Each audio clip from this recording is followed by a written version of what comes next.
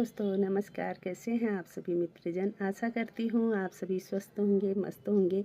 दोस्तों, आज होली एकादशी है। आंवला एकादशी माना जाता है साल की ये सबसे बड़ी एकादशी है। तो मैं इसी उपलक्ष्य में आप सभी मित्रजनों को मैं व्रत की कथा सुनाऊंगी। आज सभी महिलाओं का व्रत होगा जहाँ तक है, तो आप लोग मेरी कथा ज़रूर सुनिएगा और मेरी कथा आप लोगों को कैसी लगी कमेंट में भी ज़रूर बताइएगा। चलो सुनते हैं आगे आंवला एकादशी की कथा। मानदाता जी बोले, हे वशिष्ठ जी, यदि आप मुझे पर प्रसन्न हैं तो व्रत की कथा कहो जिससे मेरा कल्याण हो। महर्षि वशिष्ठ बोले, हे राजन, सब व्रतों से उत्तम और अंत में मोक्ष को देने वाला फागुन शुक्ल मास की आंवला एकादशी का वर्णन करता हूँ। इस व्रत का पुण्य 1000 गोदान के फल के बराबर है। मैं आपसे एक पौराणिक कथा सुनाता हूँ, उसे ध्यान पूर्वक सुनो। एक वैदिक नाम का नगर था। उसमें ब्राह्मण, वैश्य, क्षत्रिय, शूद्र चारों वर्ण आनंद पूर्वक रहते थे। उस नगर में सदैव वेद ध्वनि गूंजा करती थी। उस जगह पापी, दुराचारी, नास्तिक आदि कोई न था। उस नगर में चैत्ररथ नामक चंद्रवंशी राजा राज्य करता था। वह महान विद्वान तथा धार्मिक था। उस राज्य में कोई भी दरिद्र तथा कंजूस नहीं था। उस राज्य के निवासी विष्णु भक्त थे एवं वृद्ध से बालक तक प्रत्येक एकादशी का व्रत करते थे। एक समय फागुन मास के शुक्ल पक्षी की आंवला एकादशी आई। उस दिन राजा से प्रजा तक, वृद्ध से बालक तक सबने हर्ष से उस एकादशी का व्रत किया। राजा अपनी प्रजा के साथ मंदिर में जाकर कुंभ स्थापित करके तथा धूप, नैवेद्य, पंचरत्न, छत्र आदि से धात्री का पूजन करने लगे। वे सब धात्री की इस प्रकार स्तुति करने लगे, हे धात्री, तुम ब्रह्म स्वरूप हो, तुम ब्रह्मा जी द्वारा उत्पन्न हो और समस्त पापों को नष्ट करने वाले हो। तुमको नमस्कार है। अब तुम मेरा अर्घ्य स्वीकार करो।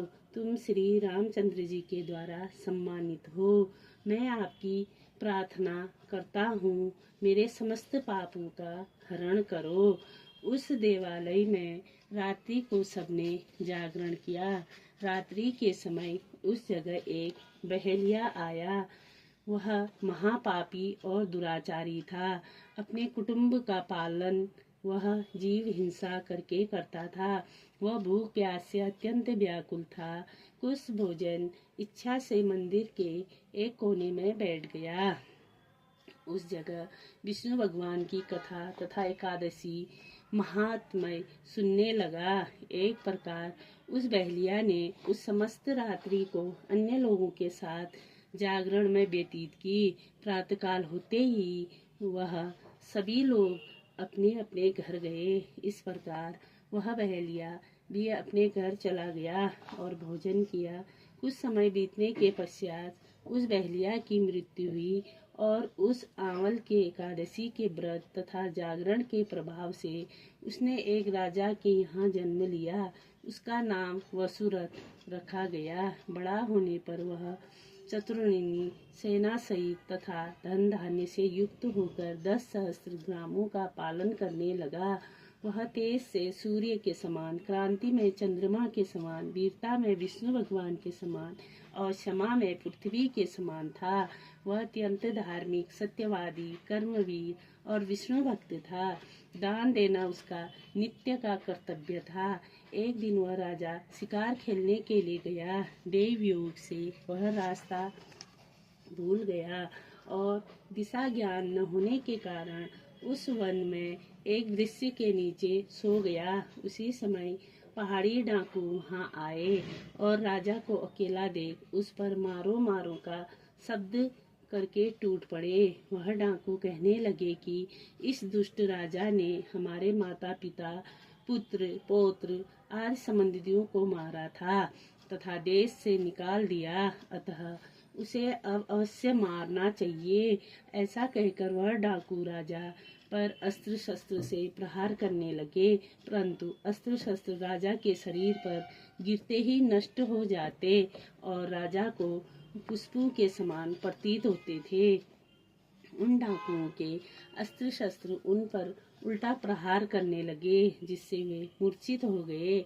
उस समय राजा के शरीर से दिव्य देवी प्रकट हुई। वह देवी अत्यंत सुंदर थी तथा सुंदर नेत्रों तथा आभूषणों से अलंकृत थी। उसकी भ्रुकुटी टेढ़ी थी, उसकी आंख से लाल लाल अग्नि निकल रही थी। वह उस समय दूसरे काल के समान प्रतीत होती थी। उसने सब डाकुओं को काल के गाल में पहुंचा दिया। जब राजा जगा तब उन डाकुओं को मरा हुआ देखकर सोचने लगा कि इन शत्रुओं को किसने मारा है, मेरा इस वन में कौन हितैषी रहता है।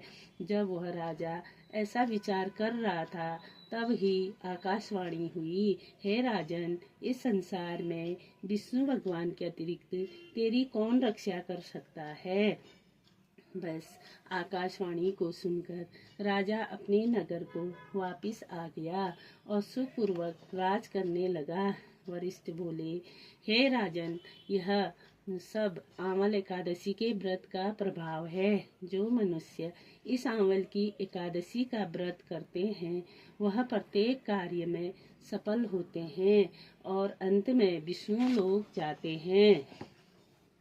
बोलिए श्री कृष्ण भगवान विष्णु भगवान की जय हो। इस दिन फलाहार में इस दिन आंवले के पेड़ के नीचे कलश स्थापित करके धूप दीप नैवेद्य पंचरत्न आदि से परशुराम भगवान विष्णु की पूजा की जाती है। इस दिन आंवलों का सागार लेना चाहिए। बोलिए विष्णु भगवान की जय हो।